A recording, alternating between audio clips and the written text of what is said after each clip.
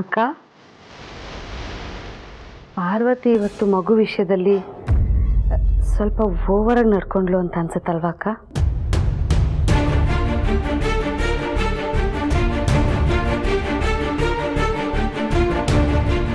ದಾಮಿನಿ, ಕಣ್ಣಿಗೆ ಕಂಡಿದ್ದಕ್ಕೆ ಮಾತ್ರ ರಿಯಾಕ್ಟ್ ಮಾಡೋದಲ್ಲ, ಎದುರುಗಡೆ ಇರೋರ ಮನಸ್ಥಿತಿನೂ ಕೂಡ ಅರ್ಥ ಮಾಡಿಕೊಂಡು ಮಾತಾಡಬೇಕಾಗುತ್ತೆ.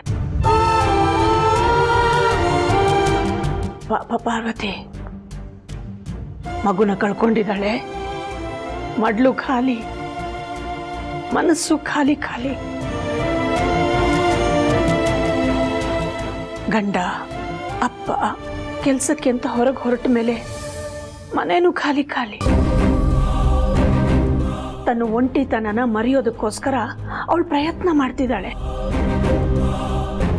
ಅವಳು ಒಂಟಿತನ, ಖಾಲಿತನ, ತನ್ನ ಗಂಡ ತಂದೆನ ಬಾಧಿಸೋದು ಅವಳಿಗೆ ಇಷ್ಟ ಇಲ್ಲ.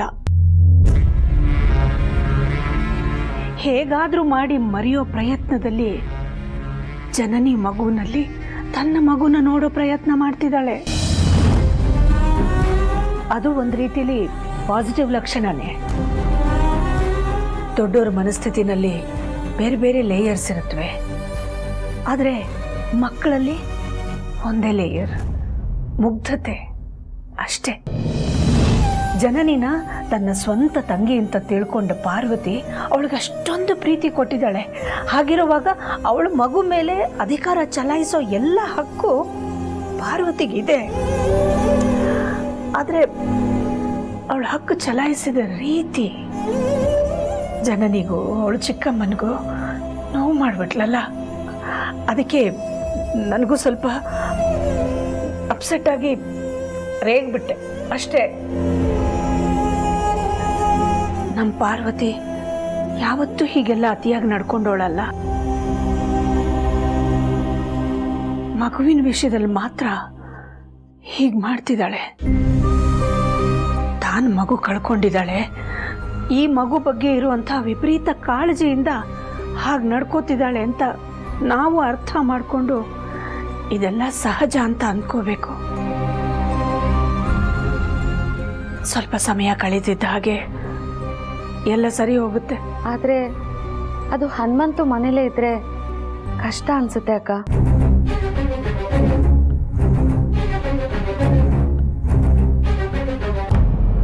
ಏನು ಹೇಳ್ತಿದೀಯ ದಾಮಿನಿ? ನೀವು ಹೇಳ್ದ ಹಾಗೆ ಆದಿ ಹನುಮಂತು ಕೆಲ್ಸಕ್ಕೆ ಹೋಗ್ಬಿಟ್ರೆ ಪಾರ್ವತಿ ಒಬ್ಳೇ ಆಗ್ಬಿಡ್ತಾಳೆ. ಈಗಿರೋ ಮನಸ್ಥಿತಿಗೆ ಅವಳು ಚೇತರಿಸ್ಕೊಳ್ಳೋದಕ್ಕೆ ಸಾಧ್ಯನೇ ಇಲ್ಲ. ಹಾಗಂತ ಆದಿ ಹನುಮಂತನ ಕೆಲಸ ಬಿಟ್ಟು ಮನೇಲೇ ಇರಿ ಅಂತ ಹೇಳೋಕ್ಕೂ ಆಗಲ್ಲ. ಅಕ್ಕ, ಪಾರ್ವತಿನ ಈ ಮನೆಗೆ ವಾಪಸ್ ಕರ್ಕೊಂಡು ಬಂದ್ಬಿಡಿ. ಇಲ್ಲಿ ಎಲ್ಲರ ಮಧ್ಯೆ ಇದ್ರೆ ಅವಳು ಬೇಗ ಚೇತರಿಸ್ಕೊಳ್ತಾಳೆ ಅಂತ. ದಾಮಿನಿ, ಈ ಮಾತನ್ನ ನೀನೇ ಹೇಳ್ತಿದೀಯಾ? ಹೌದಕ್ಕ, ಇಷ್ಟು ದಿನ ಅಲ್ಲಲ್ಲ, ಇಷ್ಟು ವರ್ಷಗಳ ಕಾಲ ಅವಳ ಮೇಲೆ ಹೊಟ್ಟೆ ಕಿಚ್ಚು ಪಟ್ಕೊಂಡೇ ಜೀವನ ಕಳೆದ್ಬಿಟ್ಟಿದ್ದೀನಿ. ನೇರವಾಗಿ ಹೊಣೆ ಅಲ್ಲದೆ ಇದ್ರೂ ಅನುಷ್ಕಾನ ಮನೇಲಿ ಬಿಟ್ಕೊಂಡಿದ್ದಕ್ಕೆ ತಾನೆ ಪಾರ್ವತಿ ಮಗು ಹೋಗಿದ್ದು.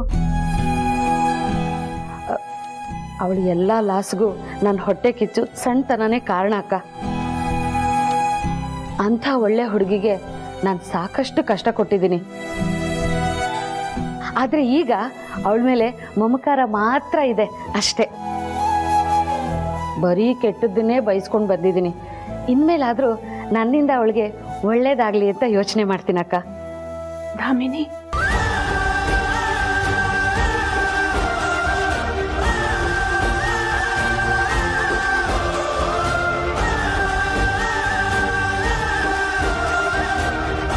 ಇದು ಇದು ನನ್ನ ತಂಗಿ ದಾಮಿನಿ ಅಂದ್ರೆ ನಿನ್ನಲ್ಲಾಗಿರೋ ಈ ಬದಲಾವಣೆ ನನಗೆ ತುಂಬ ನೆಮ್ಮದಿ ಕೊಟ್ಟಿದೆ, ಖುಷಿ ಕೊಡ್ತಿದೆ.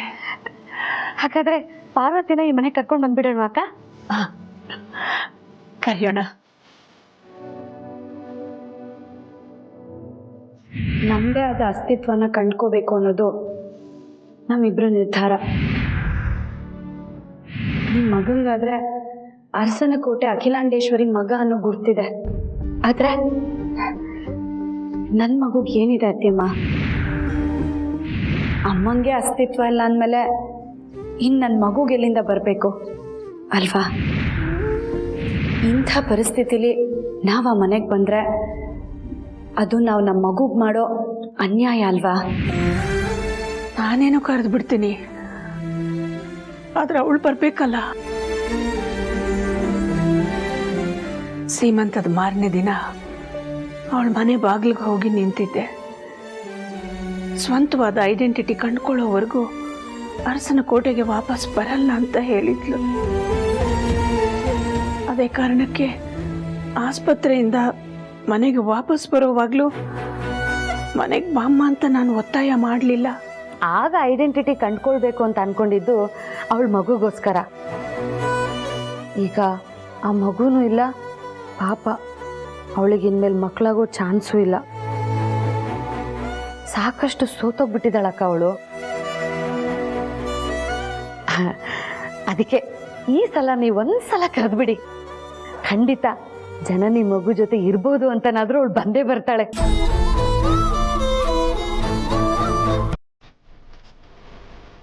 ಹಂಗೆ ಇಲ್ಲಿ ಮಗು ಜೊತೆ ಇದ್ರೆ ಬೇಗ ಚೇತರಿಸ್ಕೊಂಡು ಸಂತೋಷವಾಗಿರ್ತಾಳಕ್ಕ. ನೀನು ಹೇಳ್ತಾ ಇರೋದು ನಿಜ ದಾಮಿನಿ. ನಾನು ಈಗಲೇ ಹೋಗಿ ಆದಿ ಪಾರ್ವತಿನ ಮನೆ ಕರ್ಕೊಂಡು ಬರ್ತೀನಿ. ಅತ್ತೆ,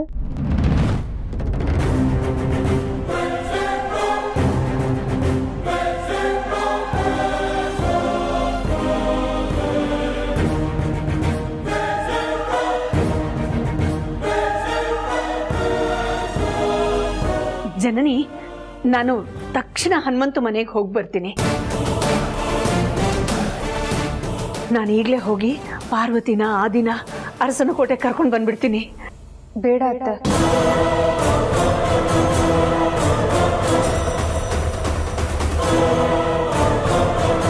ಅಕ್ಕ, ಈ ಮನೆಗೆ ವಾಪಸ್ ಬರೋದು ಬೇಡ.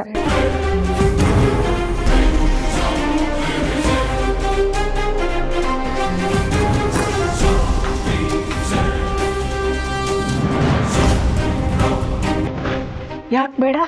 ಯಾಕಂದ್ರೆ ಈಗ ಅಕ್ಕ ಇಲ್ಲಿಗೆ ಬರೋದು ನನಗಿಷ್ಟ ಇಲ್ಲ ಅಂತ.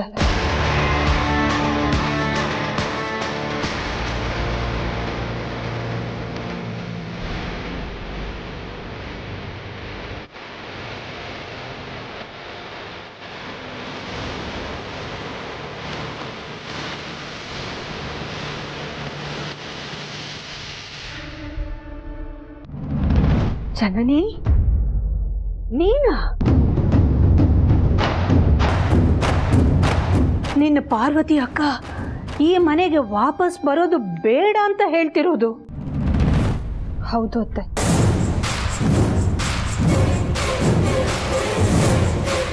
ಯಾಕಮ್ಮ ಜನನಿ?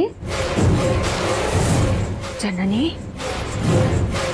ನನ್ನ ಪಾರ್ವತಿ ಅಕ್ಕ ಆದಷ್ಟು ಬೇಗ ಈ ಮನೆಗೆ ಬರಬೇಕು ಅಂತ ಆಸೆ ಪಡ್ತಾ ಇದ್ದ ನೀನಾ ಈಗ ಬೇಡ ಅಂತ ಹೇಳ್ತಿರೋದು? ಪಾರ್ವತಿ ಮಗುನ ಕಳ್ಕೊಂಡು ದುಃಖದಲ್ಲಿದ್ದಾಳೆ. ಇಂಥ ಸಮಯದಲ್ಲಿ ಹೀಗೆ ಹೇಳ್ತಿದೀಯಾ? ಯಾವಾಗಲೂ ಅವಳನ್ನ ಮನೆಯಿಂದ ಆಚೆನೇ ಇಟ್ಟಿರ್ಬೇಕು ಅಂತ ಆಸೆ ಪಡ್ತಾ ಇದ್ದ ದಾಮಿನಿಗೆ ಮರುಕ ಹುಟ್ಟಿದೆ.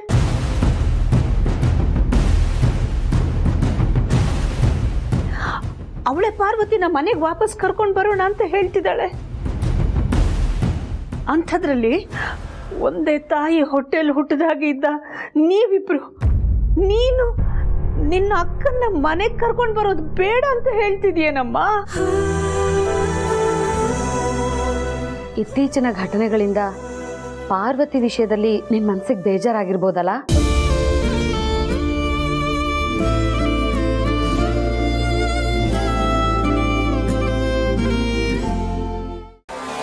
ಹಲೋ ರಂಗನಾಥ್. ಹಾಂ, ನಾನು ಆರಾಮ್. ನೀವು ಹೇಗಿದ್ದೀರಾ? ಓಕೆ. ಆ್ಯಕ್ಚುಲಿ ನಾನು ಏನಕ್ಕೆ ಕಾಲ್ ಮಾಡಿದೆ ಅಂತಂದರೆ, ನನಗೊಂದು ಬಾಡಿಗೆ ಮನೆ ಬೇಕಾಗಿತ್ತು. ಅದೇ ನಿಮ್ಮ ಮನೆ ಹತ್ರ ಯಾವುದಾದ್ರೂ ಇದೆಯಾ ಅಂತ ಕೇಳೋಣ ಅಂತ ಮಾಡಿದೆ. ಬಾಡಿಗೆನಾ? ಬಾಡಿಗೆ ಓಕೆ, ಸ್ವಲ್ಪ ಹೆಚ್ಚು ಕಮ್ಮಿ ಆದರೆ ಓಕೆ. ಆದರೆ ಸ್ವಲ್ಪ ಗಾಳಿ ಬೆಳಕು ಜಾಸ್ತಿ ಇರಬೇಕು. ಆದರೆ ನಾವು ಇಮಿಡಿಯೇಟಾಗಿ ಶಿಫ್ಟ್ ಆಗಬೇಕು.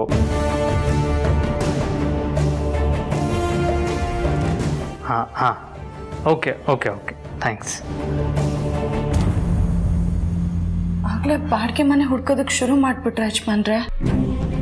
ಇಲ್ಲಿಂದ ಹೊರಡಬೇಕು ಅಂದರೆ ಹುಡುಕ್ಲೇಬೇಕಲ್ವ ಪಾರು? ಹೊರಡಬೇಕು ಅಂತ ನೀವು ನಿರ್ಧಾರ ಮಾಡಿಬಿಟ್ರಾ? ಅಲ್ಲ ಯಜಮಾನ್ರೆ, ಇಷ್ಟು ದಿವಸ ನಾವೇನೇ ನಿರ್ಧಾರ ತಗೊಂಡ್ರು ನಾವಿಬ್ಬರು ಒಟ್ಟಿಗೆ ಕೂತು ತೀರ್ಮಾನ ಮಾಡ್ತಿದ್ವಿ ಅಲ್ವಾ? ಸಾರಿ ಪಾರು, ಸಾರ್ಥಿ ನಿರ್ಧಾರನ ನಾವು ಗೌರವಿಸಲೇಬೇಕು ತಾನೆ. ಆದರೂ ಅಪ್ಪ ಮನೆ ಬಿಟ್ಟು ಹೋಗಿ ಅಂದ ತಕ್ಷಣ ನೀವು ಒಪ್ಕೋಬಾರ್ದಾಗಿತ್ತು ಯಜಮಾನ್ರೆ. ಯಾಕೆ ಒಪ್ಕೋಬಾರ್ದಾಗಿತ್ತು ಅಂತ ಒಂದೇ ಒಂದು ಕಾರಣ ಕೊಡು. ಯಾಕೆ ಅಂದರೆ ನಮ್ಮಿಬ್ಬರ ಮಗು ಇರೋದು ಇಲ್ಲೇ ಅರ್ಸನ್ ಕೋಟೆಲೇ ಯಜಮಾನ್ರೆ. ನಿನ್ನ ಹತ್ರ ಯಾವ ಉತ್ತರನೂ ಇಲ್ಲ ಅಲ್ವಾ? ಆದರೆ ಸಾರ್ಥಿಗೆ ನಾನು ಹೂ ಅಂದಿದ್ದಕ್ಕೆ ನನ್ನ ಹತ್ರ ಉತ್ತರ ಇದೆ. ಸಾರ್ಥಿ ಬಾಡಿಗೆ ಮನೆ ಮಾಡ್ಕೊಂಡು ಹೋಗಿ ಅಂತ ಹೇಳಿದ್ದಕ್ಕೆ ಏನು ಕಾರಣ ಅಂತ ನನಗೆ ಗೊತ್ತು ಪಾರು. ಹಾಗಿರುವಾಗ ಹಾಗಲ್ಲ ಅಂತ ಹೇಗೆ ಹೇಳಿ? ಅಪ್ಪ ಇಲ್ಲಿಂದ ನನ್ನ ದೂರ ಕಳಿಸ್ತಾ ಇರೋದು ನನ್ನ ಮಗುಗೆ ಹಾಲು ಕುಡಿಸ್ದೆ, ಹುಷಾರಿಲ್ಲದೆ ಇರೋವಾಗ ಸ್ವಲ್ಪ ಜಾಸ್ತಿ ಅನ್ನೋಷ್ಟು ಕಾಳಜಿ ತಗೊಂಡೆ ಅಂತ. ಆ ವಿಷಯ ಯಜಮಾನ್ರಿಗೂ ಗೊತ್ತಾಗಿದೆಯಾ? ಮಗುಗೆ ನೀನು ಯಾಕೆ ಹಾಲು ಕೊಟ್ಟೆ ಪಾರು ಅಂತ ಕೇಳಿದ್ರೆ ಏನು ಹೇಳಿ? ಸತ್ಯ ಹೇಳೋಕ್ಕಾಗಲ್ಲ, ಸುಳ್ಳು ಅಂತ ಕಂಡುಹಿಡಿದ್ಬಿಟ್ರೆ ದೇವ್ರೆ, ಈಗ ನೀನೇ ನನ್ನನ್ನು ಕಾಪಾಡಬೇಕು. ಸಾರ್ಥಿ ನಮ್ಮನ್ನು ಇಲ್ಲಿಂದ ಕಳಿಸ್ತಾ ಇರೋದಕ್ಕೆ ರೀಸನ್ ಮಗು. ನಾವು ಕಳ್ಕೊಂಡಿರೋ ನಮ್ಮ ಮಗು. ನಾವು ಈ ಮನೆಗೆ ಬಂದಮೇಲೆ ನೀನು ಬಸ್ಸಿ ಅಂತ ಗೊತ್ತಾಗಿತ್ತು. ಆಗಿಂದ ಮಗು ಬಗ್ಗೆ ಈ ಮನೆ ತುಂಬ ಕನಸುಗಳನ್ನ ಕಟ್ಕೊಂಡು ಸಂಭ್ರಮದಿಂದ ಓಡಾಡಿದ್ಯಾ. ಅರಸನಕೋಟೆ ಅಂಗಳದಲ್ಲಿ ಸಂಭ್ರಮಿಸಿದ್ಯಾ. ಈಗ ನೀನು ಅರಸನಕೋಟೆ ಕಾಂಪೌಂಡಲ್ಲೇ ಇದ್ದರೆ ನಾವು ಕಳ್ಕೊಂಡಿರೋ ಮಗು ಬಗ್ಗೆ ನೀನು ಕಟ್ಕೊಂಡಿದ್ದ ಕನಸುಗಳು, ಹಂಚ್ಕೊಂಡಿದ್ದ ವಿಷಯಗಳು ಪದೇ ಪದೇ ನೀನು ನೆನಪಾಗ್ತಾನೆ ಇರುತ್ತೆ. ಕಳ್ಕೊಂಡಿದ್ದ ಮಗು ಬಗ್ಗೆನೇ ಯೋಚನೆ ಮಾಡ್ತಾ ಮಾಡ್ತಾ ನೀನು ಕೊರಗ್ತಾನೆ ಇರ್ತೀಯ. ಅದೇ ಸಾರ್ಥಿ ಯೋಚನೆ. ಇಲ್ಲಿಂದ ಬಾಡಿಗೆ ಮನೆ ಮಾಡ್ಕೊಂಡು ಆಚೆ ಹೋದರೆ ಹೊಸ ಜಾಗ, ಹೊಸ ಜನ, ಹೊಸ ಯೋಚನೆಗಳು. ನಿನ್ನ ಆರೋಗ್ಯಕ್ಕೂ ಅದು ಒಳ್ಳೆಯದು ಅನ್ನೋದು ಸಾರ್ಥಿ ಅಭಿಪ್ರಾಯ. ನಾನು ಚಿಕ್ಕವನಾಗಿದ್ದಾಗಿಂದ ಸಾರ್ಥಿ ನೋಡ್ತಾ ಇದ್ದೀನಿ ಪಾರು. ಅವ್ರ ಬಗ್ಗೆ ನನಗೆ ಚೆನ್ನಾಗಿ ಗೊತ್ತು. ನಮ್ಗೆ ಒಳ್ಳೇದಾಗಲಿ, ಮಗು ಕಳ್ಕೊಂಡಿರೋ ನೋವಿಂದ ನಾವು ಆಚೆ ಬರಲಿ ಅಂತಾನೆ ಸಾರ್ಥಿ ನಮ್ಮನ್ನು ಈ ಮನೆಯಿಂದ ಆಚೆ ಕಳಿಸ್ತಾ ಇರೋದು.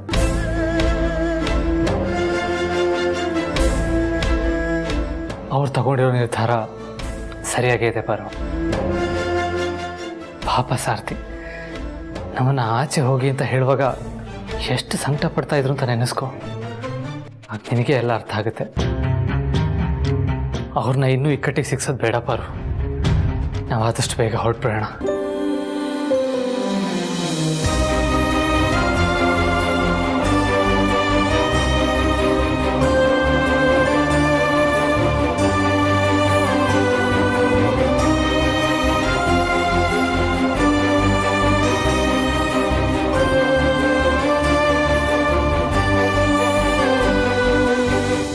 ಯಜಮಾನ್ರೆ, ನಿಮ್ಮ ಮಾತುಗಳಿಂದ ನನ್ನ ಪಾಪ ಪ್ರಜ್ಞೆನ ದೂರ ಮಾಡಿಬಿಟ್ರಿ.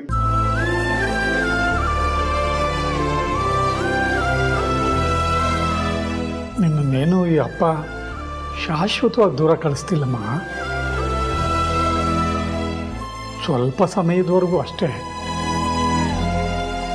ಆದಷ್ಟು ಬೇಗ ವಾಪಸ್ ಬಂದ್ಬಿಡುವಂತೆ, ಸರಿನಾ?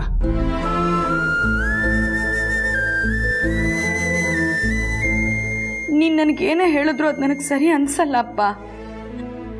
ನಾನು ಇಲ್ಲಿಂದ ಹೋದರೆ ನನ್ನ ಮಗು ನೆಮ್ಮದಿಯಾಗಿರುತ್ತಾ? ಅದಕ್ಕೆ ನನ್ನ ಅಗತ್ಯ ಬರ್ತೇ ಇರುತ್ತಾ? ಅದಕ್ಕೆ ನಾನು ನನ್ನ ಮಗುನ ಬಿಟ್ಟು ಎಲ್ಗೂ ಹೋಗಲ್ಲ. ದೇವ್ರೆ, ಯಜಮಾನ್ರು ಅಪ್ಪನ ಪರನೇ ನಿಂತಿದ್ದಾರೆ. ಯಾರು ನನ್ನನ್ನು ಇಲ್ಲೇ ಉಳಿಸ್ಕೊಳ್ಳೋದಕ್ಕೆ ಸಾಧ್ಯ? ಹಾಂ, ಅತ್ಯಮ್ಮ ಅತ್ತೆಮ್ಮಂಗೆ ನನ್ನ ಬಗ್ಗೆ ತುಂಬ ಕರುಣೆ. ಅವ್ರು ನನ್ನನ್ನು ಅರ್ಥ ಮಾಡ್ಕೊಳ್ದೇ ಇರಲ್ಲ. ಅಪ್ಪನ ಹತ್ರ ಮಾತಾಡಿ ನನ್ನನ್ನು ಇಲ್ಲೇ ಉಳಿಸ್ಕೊಳ್ಳೋದಕ್ಕೆ ಹೇಳಬೇಕು. ಹಾಂ, ಹೇಳ್ತೀನಿ. ಹಾಗಂತ ನಿಮ್ಮಿಬ್ಬರ ಮಧ್ಯ ಇರೋ ಬಾಂಡೇಜು, ಅಟ್ಯಾಚ್ಮೆಂಟು, ಪ್ರೀತಿ, ವಾತ್ಸಲ್ಯ, ವಿಶ್ವಾಸ ಇದೆಲ್ಲ ಮರ್ತು ಬಿಡ್ತೀಯಾ? ಪಾರ್ವತಿ ಅಕ್ಕನ ಬಗ್ಗೆ ನನಗೆ ಈಗಲೂ ಪ್ರೀತಿ ಕಾಳಜಿ ಎಲ್ಲ ಇದೆ ಅತ್ತೆ.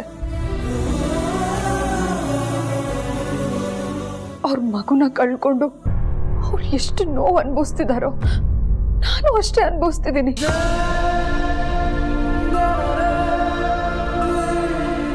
ಅದಕ್ಕೆ ನನ್ನ ಮಗುನ ನಿಮ್ಮ ಮಗು ಅನ್ಕೊಳ್ಳಿ ಅಂತ ನಾನೇ ಅವ್ರಿಗೆ ಹೇಳಿದ್ದೆ.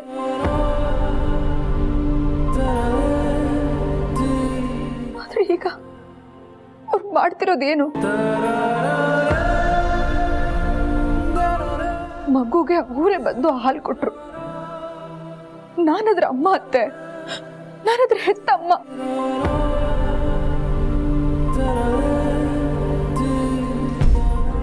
ಹೆತ್ತಮ್ಮನೇ ಅಲ್ವಾ ಮಗುಗೆ ಹಾಲು ಕೊಡ್ಬೇಕಾಗಿರೋದು. ಆದ್ರೆ ಇಲ್ಲಿ ನನ್ನ ಹಣೆ ಬರಕ್ ನನಗೆ ಹಾಲೇ ಬರ್ತಿಲ್ಲ. ಹಾಗಂತ ಇದು ನಾನ್ ಹೆತ್ತಿರೋ ಮಗುನೇನ ಇಲ್ಲ ಪಾರ್ವತಿ ಅಕ್ಕ ಹೆತ್ತು ನನಗ್ ಕೊಟ್ಟಿರೋದ ಅನ್ನೋ ಭಯ ನನಗ್ ಶುರು ಆಗ್ತಿದೆ.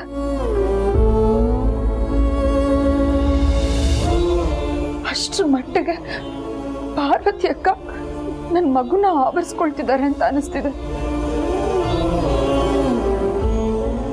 ಅವರು ನನ್ನ ಮಗುನ ಹಚ್ಕೊಳ್ತಿದ್ದಾರೆ ಅಂತ ನನಗೆ ಯಾವ ಬೇಜಾರು ಇಲ್ಲ ಅತ್ತೆ.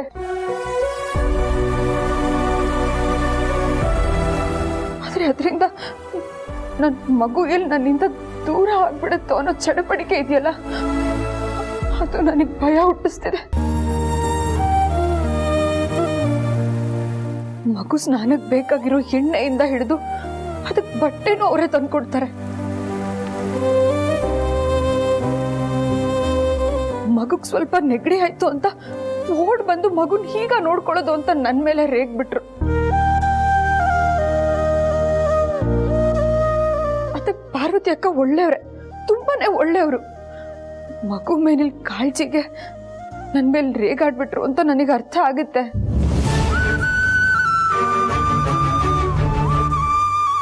ಆದ್ರೂ ಆ ಕ್ಷಣಕ್ಕೆ ನನಗೆ ಏನ್ ಅನಿಸ್ತು ಗೊತ್ತಾ? ನನಗೆ ನನ್ನ ಮಗುನ ನೋಡ್ಕೊಳ್ಳೋದಕ್ಕೆ ಬರ್ತಿಲ್ಲ, ಎದೆ ಹಾಲು ಕುಡಿಸೋ ಯೋಗ್ಯತೆನೂ ನನಗಿಲ್ಲ, ನಾನು ಒಳ್ಳೆ ತಾಯಿ ಆಗಲ್ಲ ಅನ್ನೋ ಕೇಳರಿಮೆ ಶುರು ಆಗ್ಬಿಡ್ತು.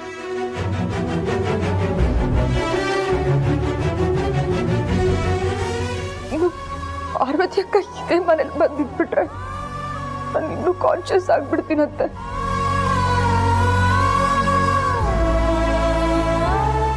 ಎಲ್ಲಿ ನನ್ನ ಮಗು ನನ್ನಿಂದ ಶಾಶ್ವತವಾಗಿ ದೂರ ಆಗ್ಬಿಡುತ್ತೋ ಅಂತ ಭಯ ಕಾಡ್ತಿದೆ. 9 ತಿಂಗಳು ನನ್ನ ಹೋಟ್ಲಲ್ಲಿ ಇಟ್ಕೊಂಡು ಕನ್ಸುಗಳನ್ನ ಎಂಡು ಹೆತ್ತಿರೋ ನನ್ನ ಮಗು ಅತ್ತೆ. ದಯವಿಟ್ಟು ನನ್ನ ಮಗುನ ನನ್ನಿಂದ ದೂರ ಆಗೋದಕ್ಕೆ ಬಿಡ್ಬೇಡಿ ಪ್ಲೀಸ್. ನನ್ನ ಮಗು ನನಗೆ ಬೇಕು.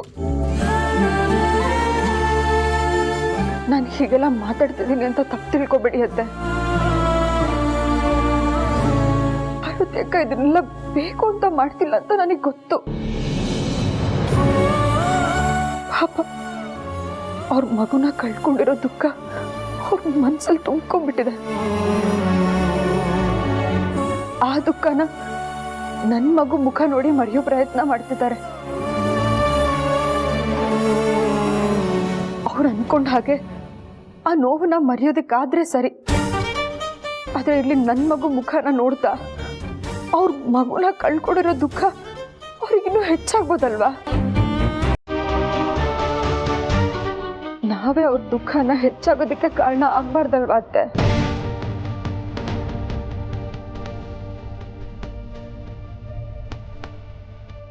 ದಯವಿಟ್ಟು ನನ್ನ ಮನಸ್ಸನ್ನ ಅರ್ಥ ಮಾಡ್ಕೊಳ್ಳಿ.